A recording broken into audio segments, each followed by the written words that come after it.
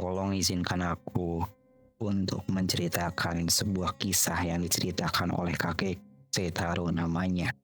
Ia adalah seorang pria yang pernah bekerja di bidang konstruksi di daerah Kansai, Jepang. Namun, yang membuatnya istimewa ialah atas kepemilikannya sebuah kotak kuno yang mengerikan ia pegang dan ia simpan. Di rumahnya, Seitaro memiliki sebuah kamar khusus tempat dia menyimpan barang-barang aneh yang dia kumpulkan selama bertahun-tahun. Saat dia masih bekerja dulu, di sana ada katana yang berusia ratusan tahun hingga ribuan tahun. Patung-patung yang diberikan oleh teman-teman bisnisnya, dan ada beberapa barang lain yang sulit dipahami oleh Hiroshi. Tapi yang paling menarik adalah kotak yang ditempatkan di pojok ruangan itu.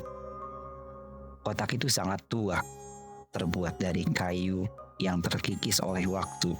Permukaannya dipenuhi oleh goresan dan bekas-bekas yang usang. Tapi ada sesuatu hal yang aneh tentangnya meskipun tampak rusak. Kotak itu terlihat seperti baru.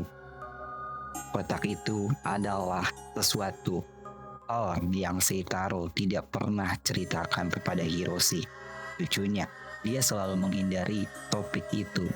Bahkan ketika Hiroshi mencoba bertanya tentangnya, Hiroshi pun dielak dengan jawaban, "Ini bukan sesuatu yang kamu harus ketahui," kata Seitaro dengan nada yang lebih serius daripada biasanya. Namun, yang paling mengejutkan Hiroshi adalah larangan yang diberikan kepada orang-orang yang pernah memiliki kotak itu. Mereka dilarang keras untuk melihat ke dalam kotak tersebut. Larangan ini ditegaskan berulang kali dalam catatan-catatan sejarah yang Hiroshi temukan tentang kotak ini. Seitaro tidak lagi memiliki kotak itu, tetapi efeknya masih terasa dalam hidupnya. Kejadian atau kecelakaan dan luka-luka yang aneh mulai menimpa dirinya. Tidak hanya itu, Hiroshi mulai menyadari bahwa binatang-binatang atau hewan di sekitar rumah mereka mulai menghilang. Hiroshi yang gemar bermain dengan anjing tetangganya harus merelakan anjing tersebut yang tiba-tiba entah berantah menghilang tanpa jejak. Kelam dan menyeramkan, suara-suara erangan mulai terdengar di dalam rumah. Mereka tidak tahu dari mana suara itu berasal atau apa yang menyebabkannya. Tetapi erangan tersebut terdengar semakin kuat dan menyeramkan setiap harinya, khususnya di rumah mereka, Seitaro dan cucunya. Nenekku, Akiko namanya, mulai melihat penampakan yang sangat menakutkan.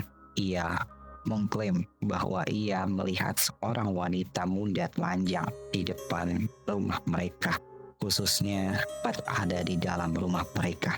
Itu terjadi saat dia berjalan ke ruang tengah, dan tiba-tiba sosok itu ada di hadapannya.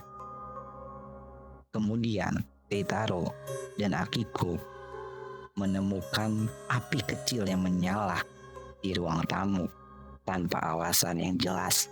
Mereka tahu ada yang tidak beres, tetapi mereka tidak bisa menghubungkannya dengan kotak tersebut. Pengaruh kotak tersebut semakin kuat, semakin hari semakin lebih kuat. Mereka menemukan burung-burung mati di teras mereka, dan Hiroshi sering bermimpi buruk tentang kotak tersebut. Namun, yang paling mengkhawatirkan adalah pengaruh yang dirasakan oleh Akiko. Dia mulai merasakan sesuatu yang menyentuh di kepalanya saat dia tidur.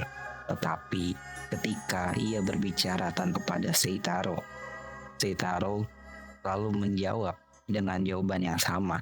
Seperti ini katanya, "Itu hanya mimpi sayang." Suatu hari, ketika Hiroshi berbicara dengan temannya di sekolah tentang semua yang telah terjadi. Temannya memberikan informasi tentang seseorang yang mungkin bisa membantu mereka. Orang itu adalah seorang ahli supranatural yang tinggal di desa terdekat. Ketika Seitaro dan keluarganya bertemu dengan ahli tersebut, mereka merasa seperti ada udara yang berubah. Segala sesuatu menjadi lebih gelap dan menakutkan dan mencekam. Ahli tersebut memutuskan untuk membantu mereka. Dia membawa kotak itu ke dalam rumah. Ketika dia memegangnya, seisi ruangan menjadi dingin dan bergetar. Dia membuka kotak tersebut. Saat kotak tersebut dibuka, mereka semua merasa adanya kehadiran yang kuat di dalamnya. Mereka mendengar suara-suara erangan dan melihat bayang-bayangan yang menakutkan. Ada sesuatu hal yang sangat mengerikan di dalam kotak tersebut. Sesuatu yang telah bersemayam di dalam kotak itu selama berapa tahun lamanya.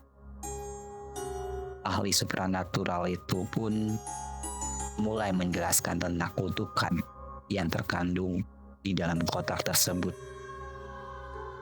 Kutukan ini telah mengakibatkan kematian bagi semua orang yang pernah memiliki kotak tersebut.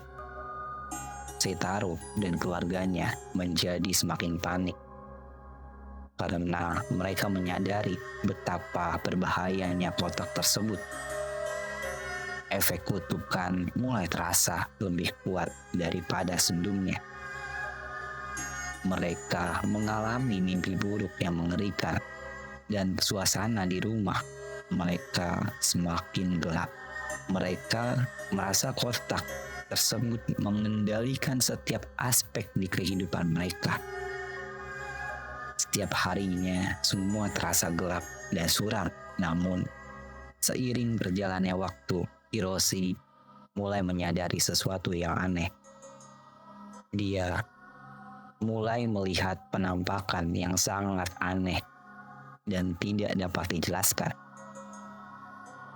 Ketika Hiroshi terus mengamati keluarganya, dia menyadari bahwa keluarganya tidak lagi bisa melihatnya. Hiroshi tercengang saat menyadari bahwa dia telah mati. Tetapi apa yang sebenarnya terjadi adalah bahwa dia telah terperangkap dalam kotak tersebut. Hiroshi mencoba berbicara kepada keluarganya, tetapi keluarganya tidak bisa mendengarnya. Dia melihat tetapi menyadari bahwa mereka tidak lagi bisa melihat atau mendengarnya. Hiroshi terjebak di dalam kotak tersebut, terpisah dari dunia nyata. Namun suatu hari Hiroshi mendengar suara yang akrab. Suara itu adalah seorang pria yang membacakan kisah yang sangat dikenal baginya.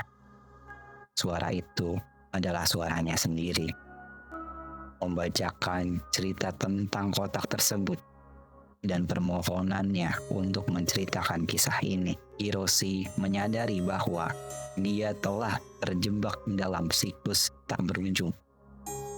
Hiroshi telah mati, tetapi kisahnya terus hidup melalui suara yang membacakannya. Dan yang lebih mengerikannya, dia menyadari bahwa kotak tersebut masih ada di dunia nyata, menunggu untuk menangkap korban berikutnya.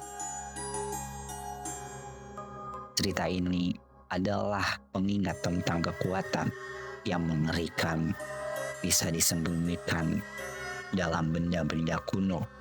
Terkadang yang terbaik adalah meninggalkan itu sendiri. Kotak yang pernah dilihat, tidak ada yang pernah mencoba membuka kotak Pandora yang misterius, karena siapa tahu apa yang terjadi jika kita berani melihatnya. Demikian kisah kotak neraka ini. sebuah cerita yang mengajarkan kita bahwa ada hal-hal yang tidak kita coba untuk pahami. Dan sekarang suara Hiroshi yang terperangkap dalam kotak tersebut akan terus membaca kisah ini kepada siapapun yang mendengarnya sebagai peringatan untuk selalu waspada terhadap hal-hal yang mungkin kita tidak bisa kendalikan.